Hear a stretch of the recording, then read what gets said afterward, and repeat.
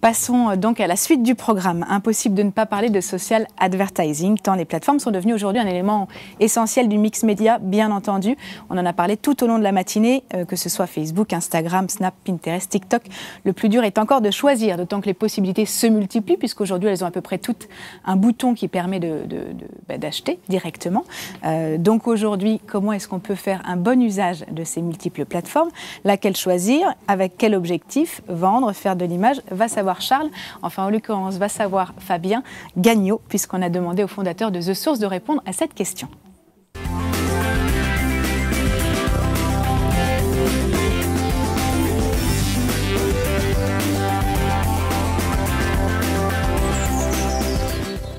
Je suis Fabien Gagnaud, le fondateur et responsable de la création chez The Source. Et je suis ravi d'être là ce matin pour parler un petit peu de social selling. Alors, le social pour les acteurs du retail, je ne vais pas revenir sur toutes les opportunités que ça apporte, ça vous les connaissez, mais plutôt sur les challenges que ça pose, et notamment le challenge créatif. Effectivement, Social et Retail, c'est une association qui fait bon ménage, mais qui pose aussi une équation dont les paramètres sont les suivants. Le premier, c'est que tout d'abord, on a une multitude de sujets à traiter.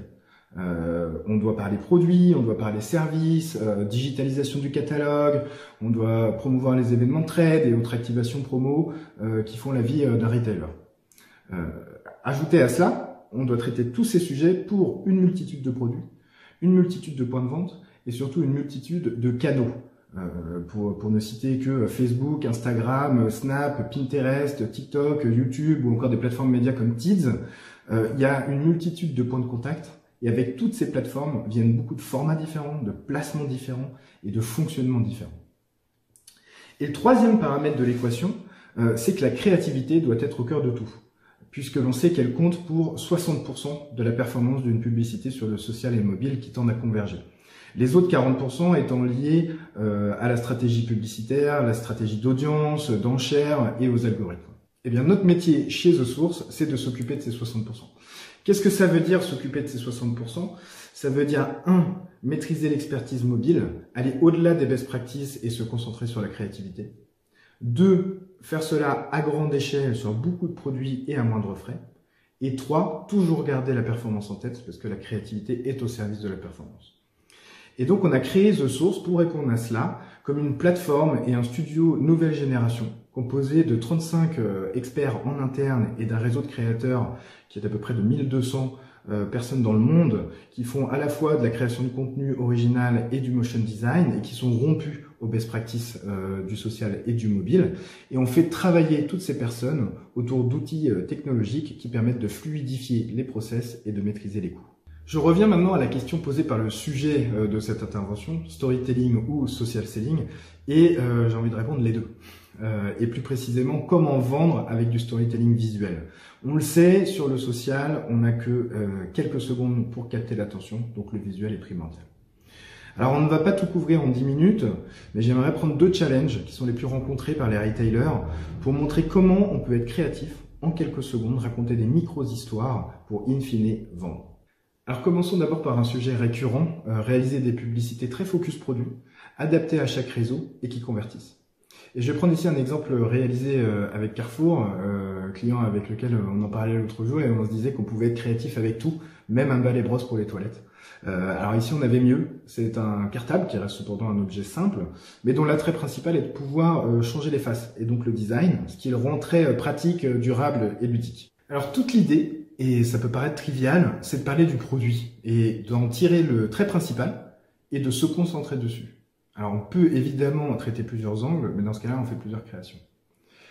On va se concentrer sur l'impact visuel, et utiliser à bon escient les quelques secondes, voire microsecondes d'attention que nous avons à disposition de la part des consommateurs. Et on pense tout cela en fonction du contexte de visionnage et de la plateforme sur laquelle on est diffusé. Pas seulement le ratio et la durée de vidéo, mais également le contenu. En fait, on va vraiment tout adapter. Alors sur Facebook, par exemple, on joue plutôt la démo produit, simple, percutante, épurée, qui va droit au but. Sur Instagram, on va plutôt aller chercher de l'impact visuel, des codes pop, et on va par exemple twister des assets déjà existants ou en créer d'autres avec des petits shootings très simples. Alors sur YouTube, on prévoit des formats de 6 secondes pour des bumpers qui vont toujours à l'essentiel en pensant à la voix off. Carrefour invente le premier sac à dos personnalisable, économique et durable à seulement 15 €, garantie 5 ans. Sur Pinterest, on va plutôt se dire que le design est primordial et que pour ressortir dans cette multitude de pins, il faut vraiment pousser cet attrait visuel au maximum. Et donc là, on a repris la logique du design décartable pour le pousser au maximum.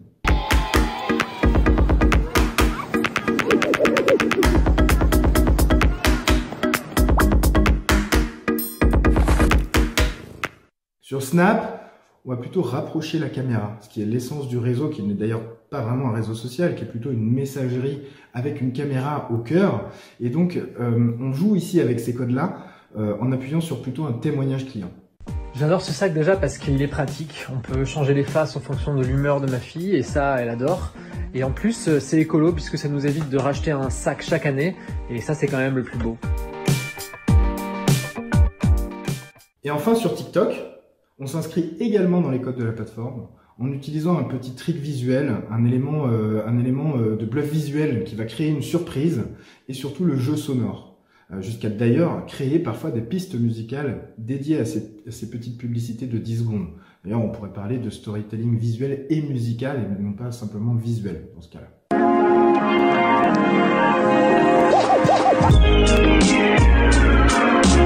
Le sac à dos personnalisable, économique et durable à seulement 15 €, garantie 5 ans. Alors là, vous venez de voir un exemple qui impliquait du shooting. Donc même si ce sont des shoots très agiles, réalisés en général par une seule personne, très rapidement, cela correspond bien pour les produits stars. Prenons maintenant le fond de catalogue. Souvent, vous, retailer, avez à votre disposition des packshots en JPEG sur fond blanc, comme celui-ci par exemple, qui est une perceuse. Eh ben, en 48 heures, on peut créer de la matière grâce à des solutions existantes et qui sont désormais matures sur le marché, encore une fois, à coût très faible. Donc ici, vous avez deux exemples de ce qu'on peut faire avec un petit shoot à 360 degrés, tout simple, ou une modélisation en 3D du produit. Et ce qui est intéressant, c'est ensuite comment on peut les utiliser. Alors, le résultat, ce sont des publicités très focus produits qui ressortent super bien dans les feeds et qui ont de l'impact. Et j'insiste sur le fait que créer ce type d'asset est complètement faisable sur une multitude de produits et vraiment industrialisable. Le deuxième challenge créatif que j'ai choisi aujourd'hui, c'est celui du catalogue. On parle beaucoup de digitalisation du catalogue. Alors, il existe beaucoup de solutions technologiques pour pousser son catalogue sur le digital, mais j'aimerais insister une nouvelle fois sur l'impact visuel qui fait vendre. Ici, sur le drive de Carrefour, pour les bières craft du groupe Heineken, on tire une nouvelle fois la quintessence du produit, qui est dans ce cas-là la texture de la bière, et on met en place quelque chose de très simple, mais qui multiplie les mises en panier par 10. Production que l'on peut ensuite démultiplier pour une multitude de produits, une fois qu'on a trouvé le bon mix créatif. On peut aussi faire d'un catalogue le héros de la publicité. Regardez ici cet exemple qui a ensuite été reproduit pour une multitude de produits pour Brico Dépôt.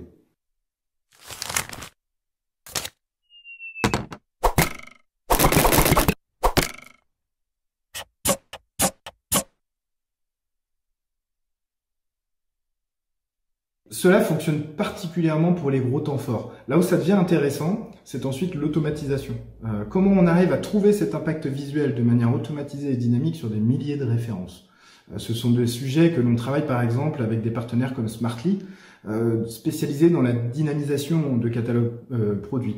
Et on crée avec eux des templates qui sont impactants et qui vont venir accueillir tous vos produits de manière automatique. Et cette logique de production agile, pensée pour chaque réseau, et en conservant le corps du message, peut être appliqué à tous les types de challenges que vous avez.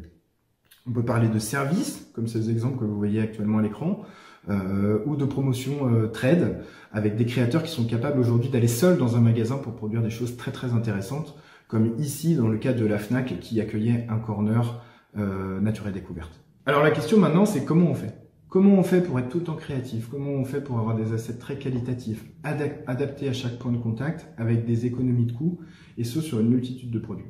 Ben, ça demande une organisation, des bons outils et les bonnes compétences. De notre côté, chez The Source, on a constitué une organisation qui est concentrée autour de 4 pôles. D'abord, on commence par des data. On va regarder vraiment au cœur des vidéos qu'est-ce qui amène de la performance, qu'est-ce qui amène de la conversion, et tirer tous ces éléments-là pour les ajouter au brief. Ensuite, c'est l'inspiration. il faut avoir beaucoup d'idées pour animer beaucoup de produits. Et donc du coup, on a construit une plateforme d'inspiration qui réunit environ 16 000 références multisecteurs et qui vont nous permettre de générer des petites idées très rapidement. Une fois qu'on a des datas, des idées, il faut les bonnes personnes pour les exécuter. Et c'est là que notre réseau de créateurs, qu'on entretient toute l'année, qu'on entraîne aux best practices et aux nouveautés, prend tout son sens.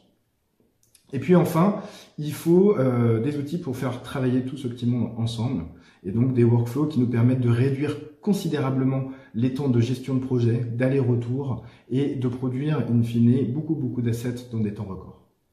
Voilà, j'espère que cette courte introduction vous a donné quelques clés, ou à minima quelques inspirations dans le développement de votre approche social selling par la créativité. Et je suis disponible évidemment pour aller plus loin autour d'un café, forcément virtuel par les temps qui courent. À très bientôt, merci à tous.